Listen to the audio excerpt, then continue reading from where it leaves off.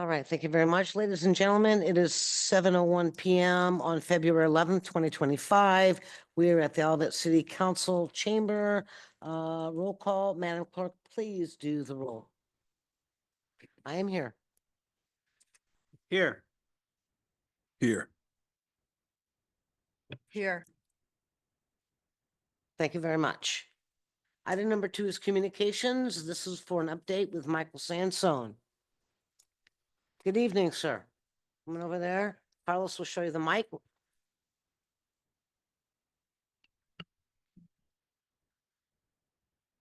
Hi, good evening. How are you I'm doing? well. How are you, Mayor? All right, so right, you're nice to back from your vacation, wherever you were. I was not on right there. vacation. I was out of town for work. Oh, okay. No, Okay. No, but I was not able to be here. So Yeah, but we're very glad that you're here today. Okay, good, So good. just to kind of tee this up a bit, you still own the lot that's in front that is correct. of the Oliver. Yes. And you are here tonight to give the council and some of the folks here in the audience an update with regards to where that land stands and what you're going to do with it. Sure. All right, Absolutely. great.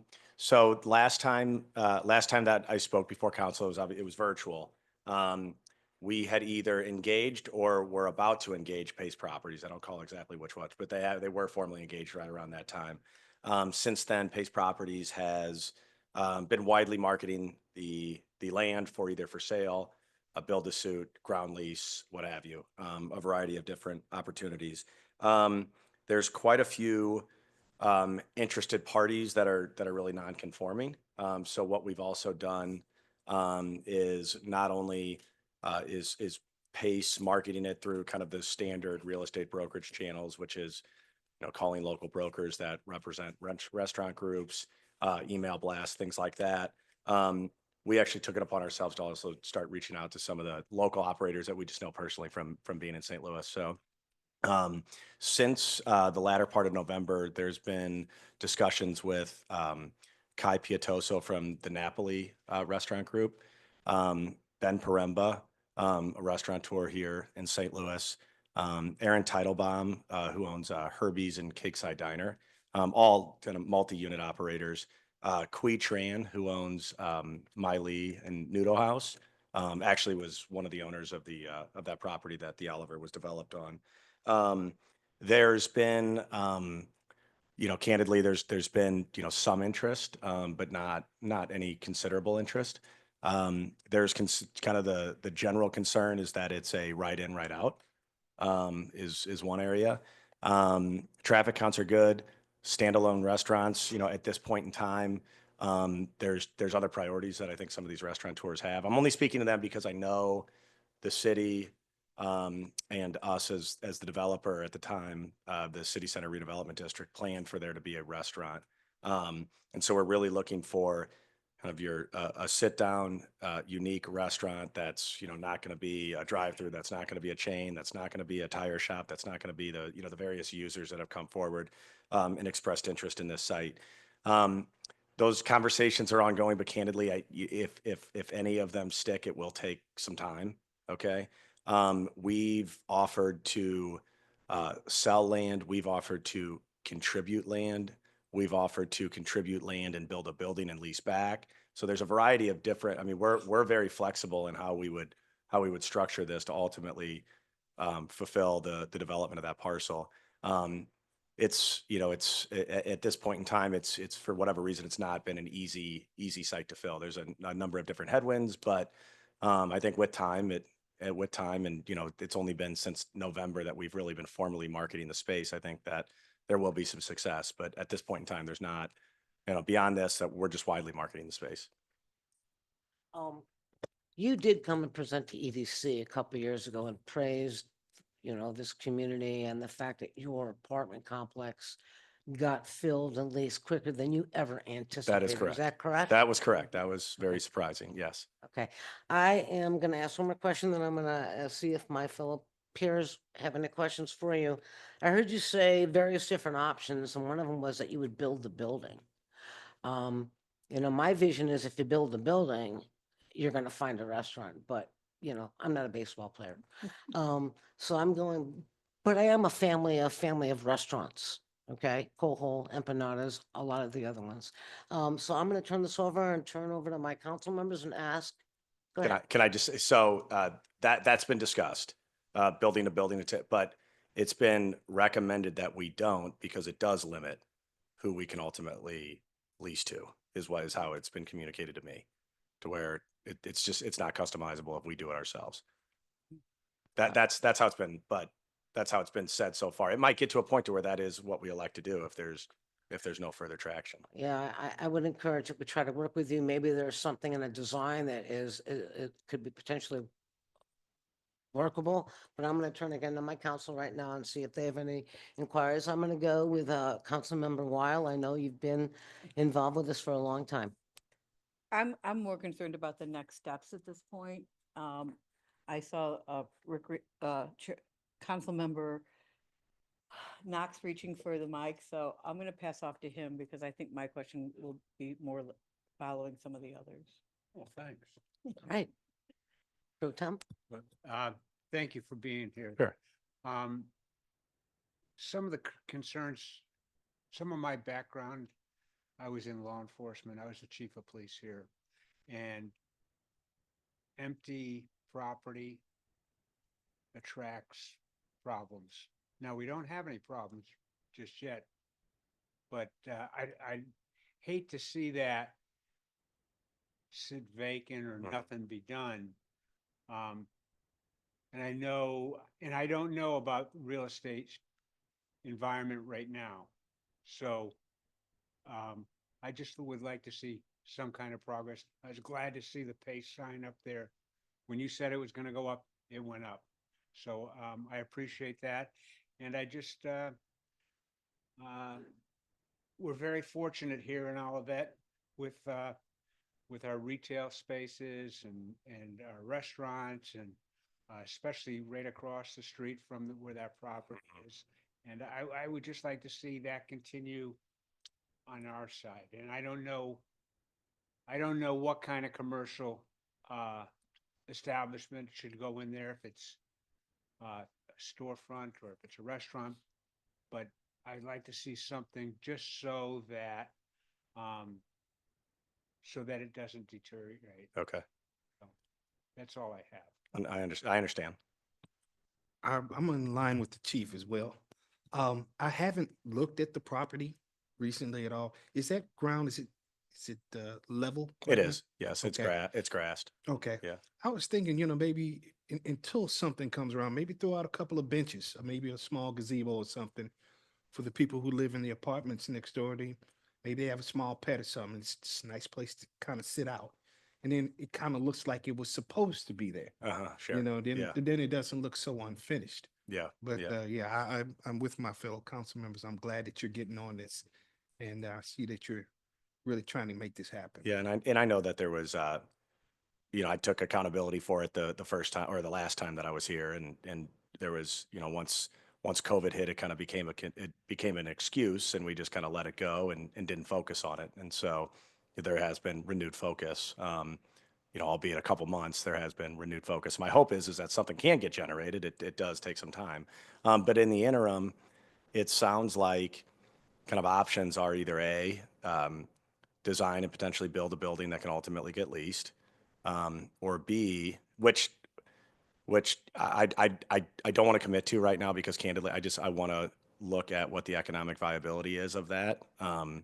Because in order to do a build-to-suit right now, that does generate a certain level of rent that can support a new build. If we're doing a standard kind of retail bay, there's for a variety of different type of uses, though there's a different level of rent that can be paid for those. So can that be justified? And can that support a new build or a spec building?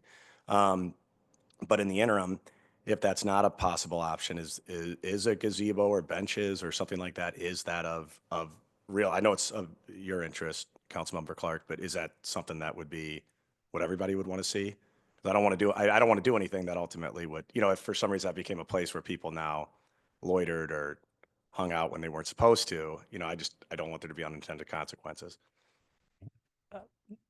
Madam Mayor, could we discuss that and get back to him on that?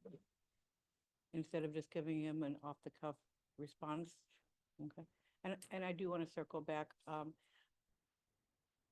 If memory serves correct, this is like, had so many months and this was like um, you were going to touch base with us midway? That you had like, so, in, was this a midway touch base? Let us know where you're at.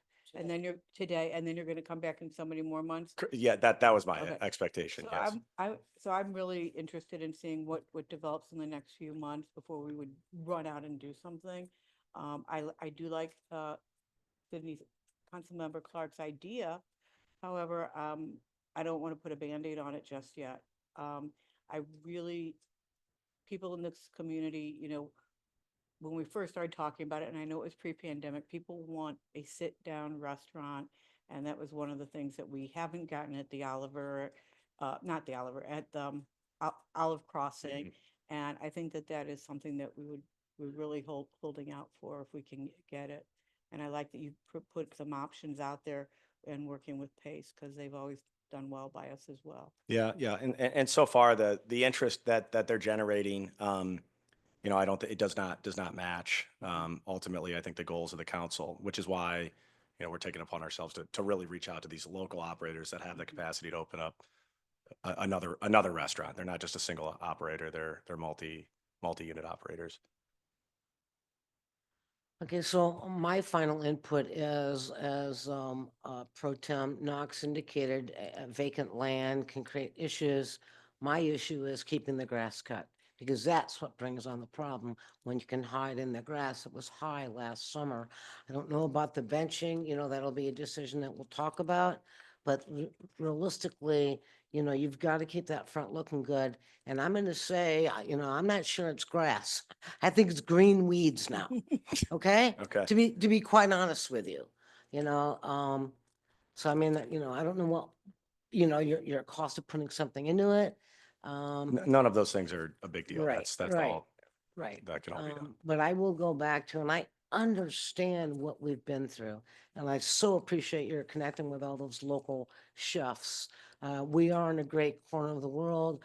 We do like to go out and enjoy ourselves.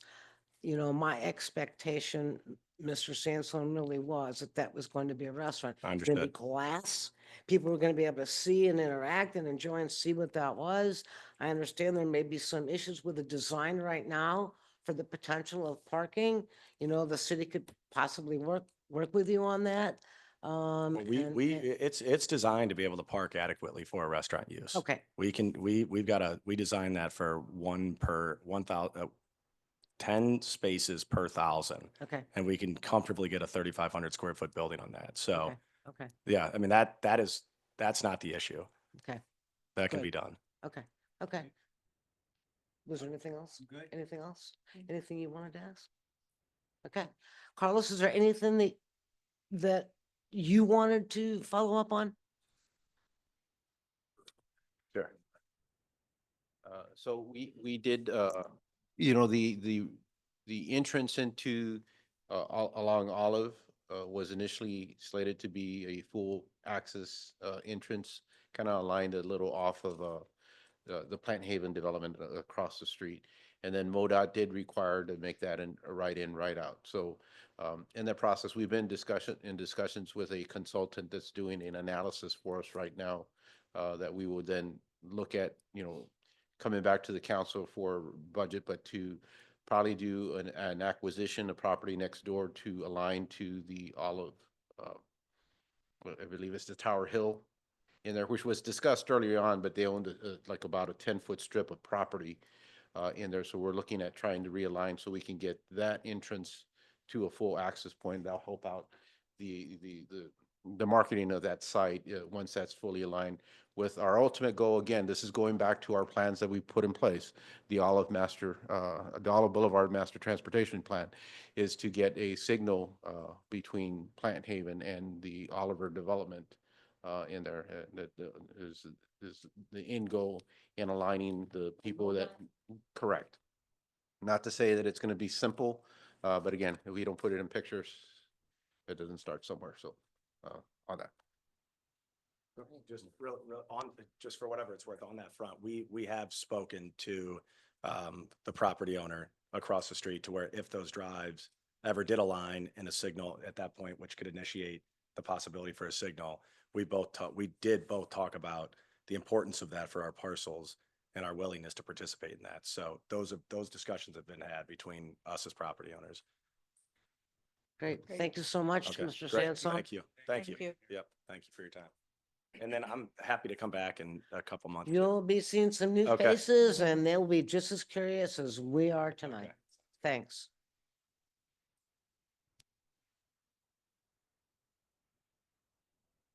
Okay, item number 3 is on the agenda. That is the city manager's report. Ms. Yackley. Good evening. Give me 1 second as I finish my note. Okay.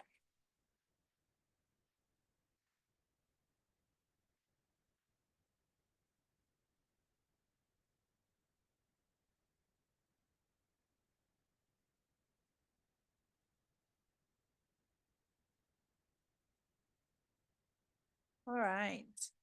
So good evening, everyone. This is the first meeting of the month, we will start off with the update for Olive Crossing. First and foremost, the Aldi is complete, and I hope everybody has had an opportunity to go to Aldi if you weren't able to go last Thursday to see all of the people that braved the cold. I'm told that the first woman in line was there at 1:30 in the morning. So it is a thing, Aldi openings, as we all saw. So we're very happy that lot 1 and 2 are completed. Lot 4 is the apartment complex. It's also completed. They are 90% leased, so that's really good news, and 85% occupied. So they are continuing to see increased interest as well as leasing, and I would expect as the spring moves forward, they might get to 100% leased. Lot 3 is that multi-tenant retail commercial space where Brass Taps and Paris Baguette are going to go.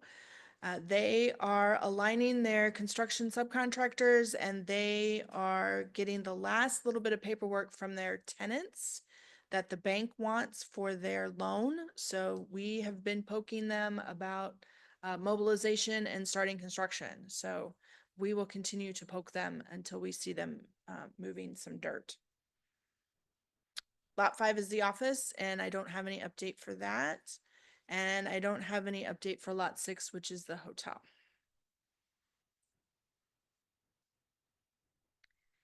Tomorrow's Coffee with the Mayor has been canceled because of the pending snow and ice. As we were looking at the forecast, about 9 a.m. is going to be close to the peak of snow and ice, and we didn't think that that was very wise to have people coming out.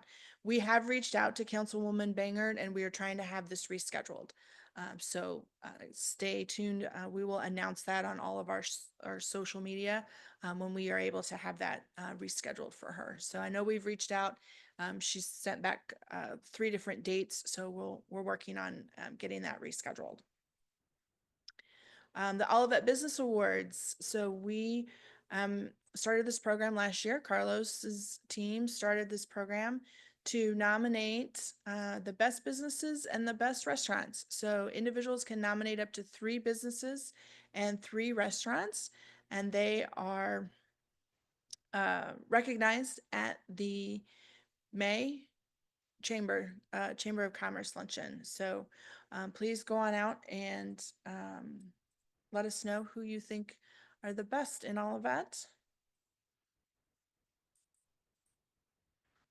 The Citizens Police Academy is going to start here soon at the beginning of March. This is a cooperative arrangement between the Olivet Police Department and a number of other area Western Mid-County police departments, and it gives individuals an opportunity to really see what it's like to be in law enforcement. So they will take you to the crime scene lab. They'll show you holding cells. They'll show you about firearms, allow you to fire a firearm. They'll teach you all kinds of things about what it means to be a police officer. And those um, classes meet Wednesdays from 7 to 9, beginning March 5th. So if you're interested in applying, please check out the link that's posted or use the QR site. It will take you to the City of Creve Coeur, and that is okay. They are managing the applications, so don't worry if you get to the City of Creve Coeur. And then all things in the city of Olivet are put out weekly in the Olivet Weekly. So I just encourage everybody to sign up for that. It's free. It comes to your email once a week on Mondays, and it has all kinds of the latest things going on in Olivet. And then these are the upcoming meetings. And I would like to note that the city center is closed February 17th for Martin Luther King Day. Oh, I'm sorry. It's President's Day. Oh my gosh. I'm ready for, I don't want to go back to January, but my brain is still there. So happy to answer any questions.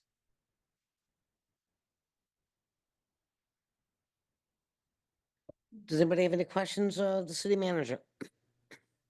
All right, we will move on to item number 4, which is city council reports. I'll turn to my left, your right. Councilmember Clark? I have nothing to report at this time. Chairman Pro Tem? I just have one thing. I was at the opening of the Aldi's and I couldn't find a place to park. And it was just, it was a wonderful thing to see a grocery back in Olivet. I've been through, this will be the third one, I think, but I mean, it was beautiful inside.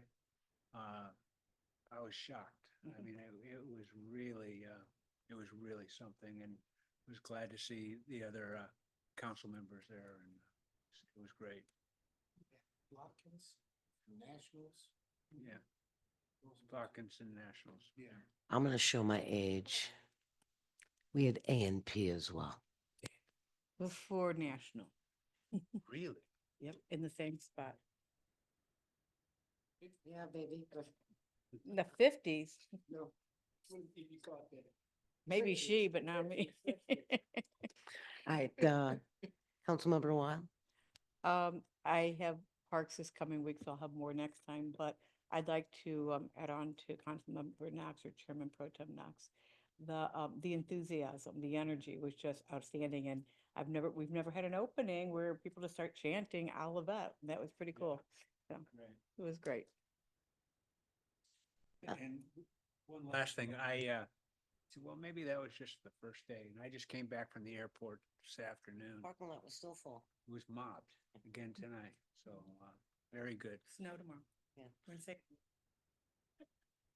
But you get to walk to Aldi's now. People on the south side have a nice one, and those that live on the north side over there, you know, it is nice to have a grocery store back. It's good to have that cap as I retire. So it's really a wonderful thing.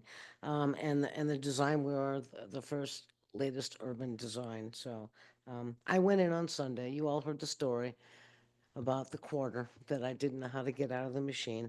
So had to go in and ask. So just goes to show I've never shopped at an Aldi's before, but I is now. All right. We're going to move on to a couple things that I have for announcements tonight. I have 3 announcements to make. First, we are sorry to announce that Councilmember Greg Carl has resigned from his position due to personal reasons, effective immediately. We all, for many, many years, and still support him and respect his choice. And on behalf of the council, I'd like to read this proclamation thanking him for his service, which will be framed, and I will get it to him. Proclamation. Whereas J. Gregory Carl was appointed to the Olivet City Council on October 8, 2013, and was reelected in 2014, 17, 20, and 23.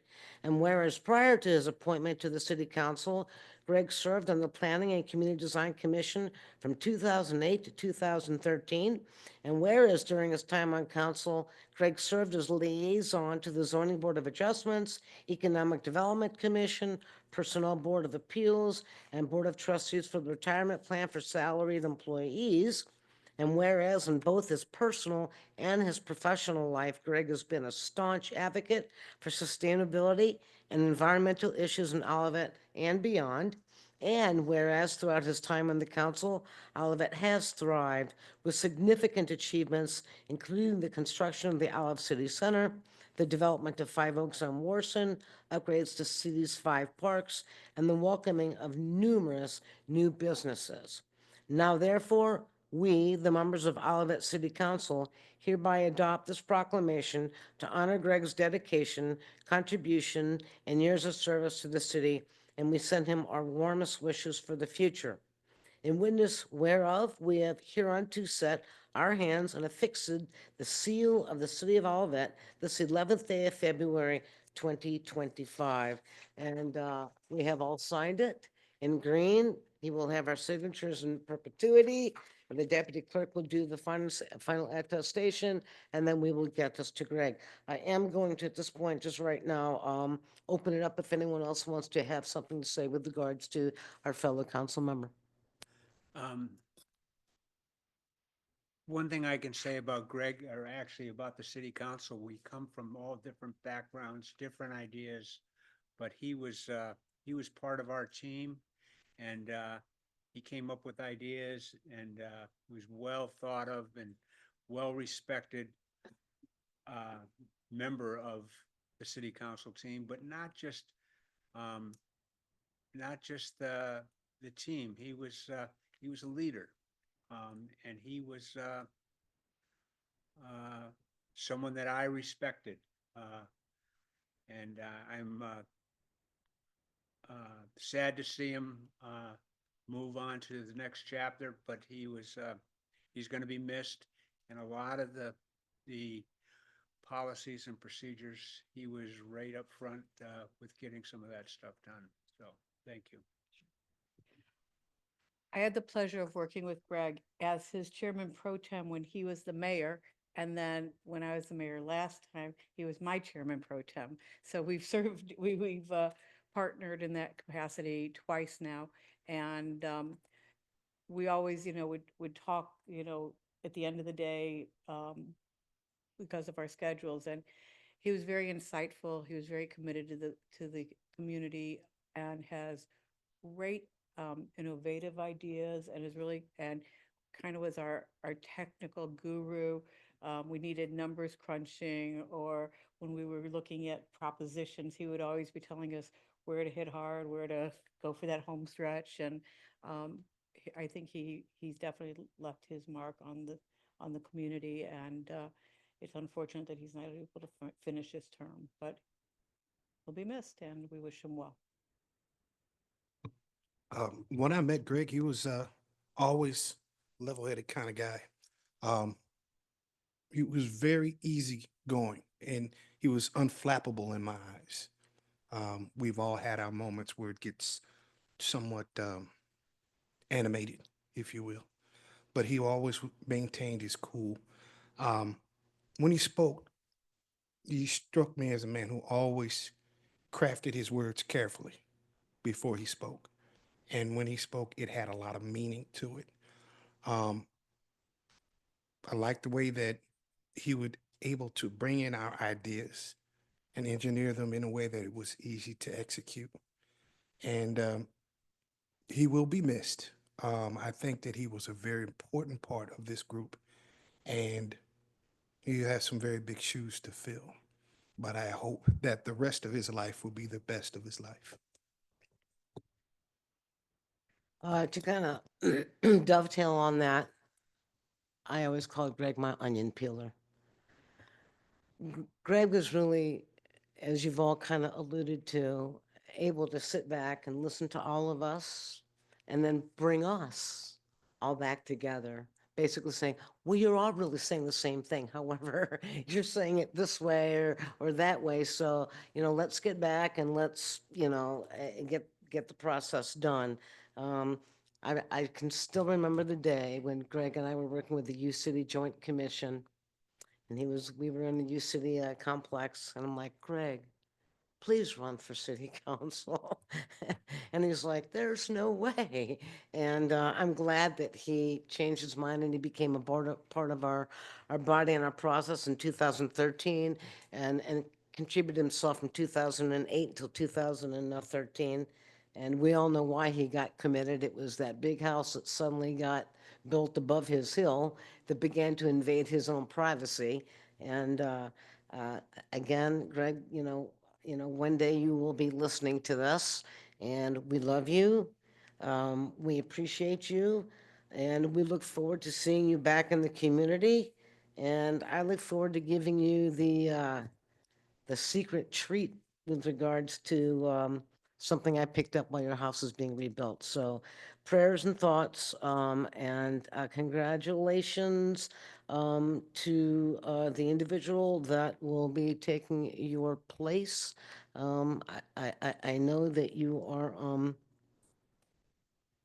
I know that you are peacefully at peace with the decisions you've made. So Godspeed, and we'll see you soon. Okay, and with that, per the city charter, vacancies on the council shall be filled by the appointment of a qualified person by a majority vote of the remaining council members.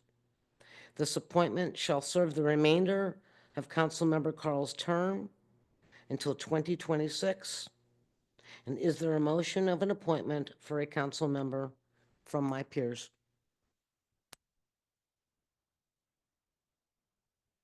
I'd like to make a motion to appoint Mike Solomonov. Solomonov. Second. It's been motioned and second to appoint Mike Solomanoff. If there's no other conversation or nominations, I will entertain a motion and a vote. I mean, a vote on the motion. Yes.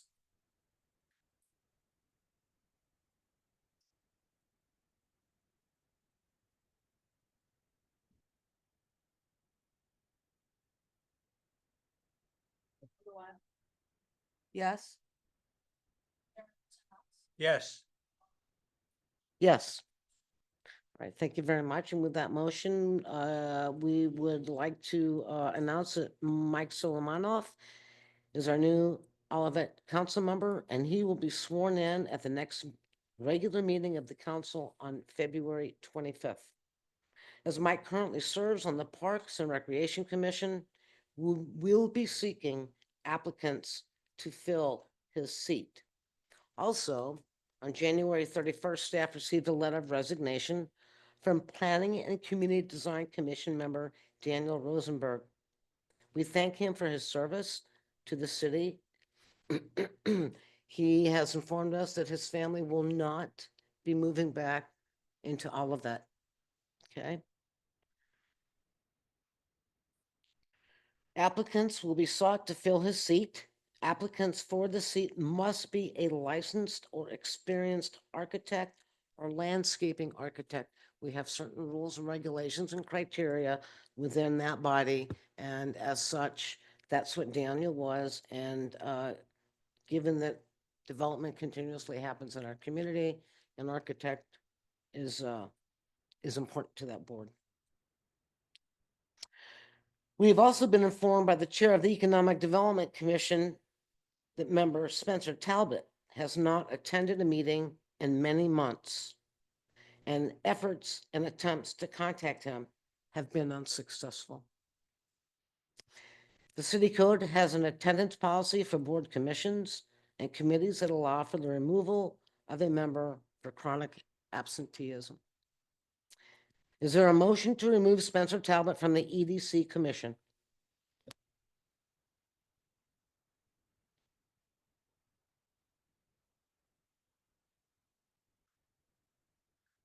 I will do the motion if nobody else will do the motion, and I will then ask for a second. I motion that we remove Spencer Talbot from the EDC Development Commission for lack of attendance. Second. Moved and seconded. Please poll the council. Yes. Yes. Yes. Yes. The council will be accepting applications for these vacancies on the Economic Development Commission, Parks and Rec Commission, and the Planning and Community Design Commission through March 14th. Applications are available online. After March 14th, the council will meet and then prepare for the next steps and actions of these positions in these open slots. Go Yeah, ahead. it's expected that the council will, at their April work session, do interviews. And I think it's important for people to note that we accept applications year round. It's not just when there's openings. So if anyone's like applied for one of these commissions and we didn't have openings at the time, their applications have been held until there were openings. That's correct? That is correct, but I don't think we've received any from last year when For these, for okay. renewals. So you are correct. We accept applications all year and we would hold them until we had an opening. Practically speaking, since we did renewals last year, I don't think we have received any applications. Thank you. We have not.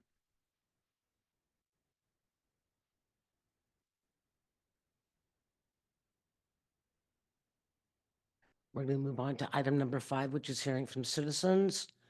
There is nobody in attendance online. We have 2 people in the audience. Would either one of you wish to speak at hearing from citizens? All right, then we will move on to item number 6, document destruction request. Mr. Mann, good evening. The floor is yours, sir. Good evening, council members. And tonight, just a little bit of housekeeping now that our audit is done. We'll look at our year of some of our cash receipts and accounts payable documents and request that they be destroyed according to these classifications. Nothing new here that we haven't seen in the last year or so.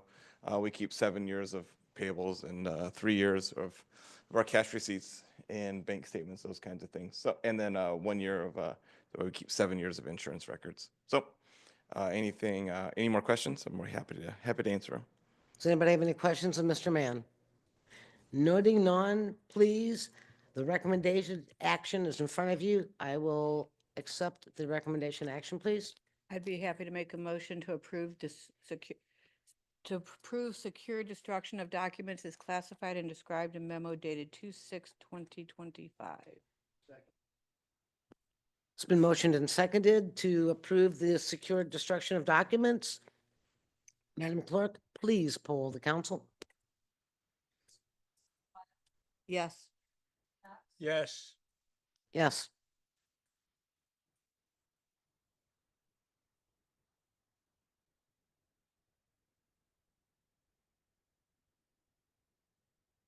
I think I'm going to beat my record, folks. Next item is item number 7. Lo and behold, hearing from citizens part 2. There's nobody online. 2 smiling faces in the audience. Would either one of you want to come up for hearing from citizens part 2? Seeing none, we will move on to item number 8, which is review and acceptance of the meeting minutes of the council meeting of January 28, 2025. Anybody see any errors or any corrections needed in the minutes? I did not either. All right, so with that, I will gladly entertain a motion to acknowledge the minutes.